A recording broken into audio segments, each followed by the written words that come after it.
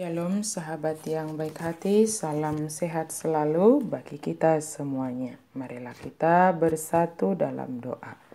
Allah Bapa dalam Yesus Kristus, terima kasih untuk kebaikan-Mu, terima kasih untuk anugerah-Mu.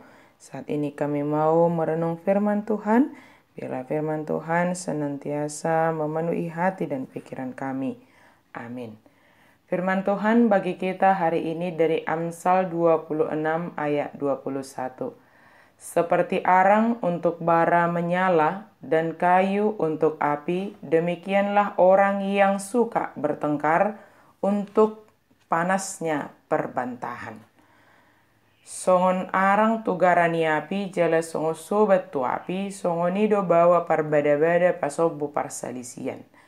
Hentikanlah panasnya perbantahan. Pernahkah kita mengingat atau mendengar istilah tanda kutip kompor yang memanas-manasi keadaan ketika ada dua orang yang berselisih atau yang sedang beradu pendapat, namun ada muncul orang lain dengan pendapat pribadinya yang justru memanaskan keadaan. Sebab pendapatnya bukan memberikan solusi, namun memperkeruh dengan mengungkit hal-hal yang negatif soal perdebatan dua orang tersebut. Kehadiran orang yang disebut dengan istilah di atas atau kompor sebaiknya jangan pernah kita lakonkan dalam hidup kita. Sebab kita tidak akan menjadi berkat, tidak membawa solusi, justru akan semakin memperdalam masalah yang sedang terjadi. Berbicara tentang sikap kejengkelan kecil atau sedikit gosip hanya membuat api kemarahan terus menyala. Menolak untuk membahasnya berarti memotong jalur bahan bakar untuk memadamkan apinya. Apakah seseorang terus menjengkelkan kita? Bertekadlah untuk tidak mengeluh tentang orang tersebut.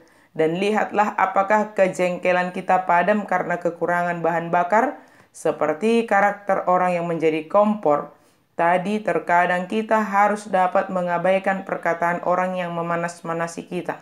Sebab ketika kita terus memberi perhatian dan mengikuti apa yang dikatakan oleh orang tersebut, kita sendiri yang mengalami kerugian. Sebab kejengkelan dalam hati bukannya semakin berkurang, namun semakin kuat mengakar dalam hati, yang mengakibatkan kebencian dan akhirnya menjadi akar pahit dalam diri kita. Firman Tuhan hari ini mengibaratkan tanda kutip gosip atau kompor seperti arang atau bara, seperti arang untuk bara api dan seperti kayu untuk api yang semakin memanaskan perbantahan. Kita tidak menginginkan adanya perbantahan. Kita menginginkan adanya damai sejahtera, ketentraman, dan kedamaian antara satu dengan yang lain. Hal apa yang dapat kita lakukan untuk menjauhkan perbantahan dari dalam hidup kita? Yang pertama, stop bahan bakarnya. Artinya, jangan izinkan orang lain menjadi arang atau kayu untuk semakin memanaskan hati dan kebencian yang ada dalam diri kita. Sebisa mungkin mari kita menghindari orang yang justru semakin membuat sakit hati kita mengakar, bahkan memikirkan hal yang tidak baik terhadap orang yang menyinggung perasaan kita. Ketika kita menghentikan arang atau kayu tersebut masuk ke dalam ketersinggungan atau sakit hati kita, maka dengan sendirinya kita akan dimampukan mengelola hati kita jauh dari panasnya perbantahan. Sebaliknya hati kita menjadi dipenuhi damai sejahtera.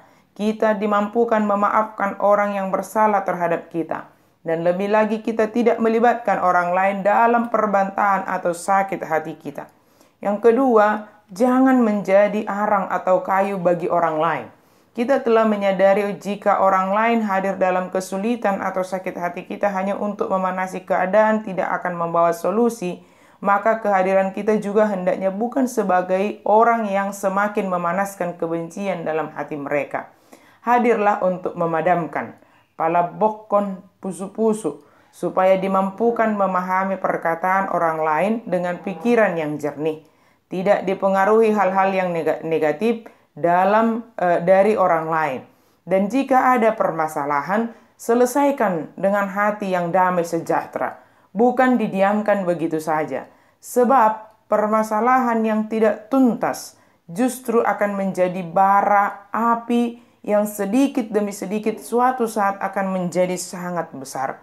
Sahabat yang baik hati, Tuhan Yesus memampukan kita untuk menjadi pribadi pembawa damai, pembawa solusi, napalabok pusu-pusu. Dengan demikian kehadiran kita menjadi berkat bagi sesama kita. Berbahagialah orang yang membawa damai, karena mereka akan disebut anak-anak Allah. Selesaikanlah, akhirilah sakit hati itu, selesaikanlah kebencian itu dari dalam hati kita. Jangan didiamkan, tetapi diselesaikan dengan damai sejahtera. Amin. Mari kita berdoa. Terima kasih Tuhan untuk firman-Mu. Mampukan kami ya Allah untuk menjadi pembawa damai sejahtera, menjadi berkat. Jika ada sakit hati kami, jika ada kebencian dalam diri kami, tolong kami Tuhan untuk dimampukan mengampuni, memaafkan orang lain, dan menyelesaikan masalah itu, sehingga itu tidak akan menjadi sesuatu yang tidak baik di dalam hati kami. Kami percaya Engkau mengasihi kami untuk kami dapat menyelesaikan setiap permasalahan dan sakit hati di dalam diri kami. Dalam nama Yesus kami berdoa dan bersyukur. Amin.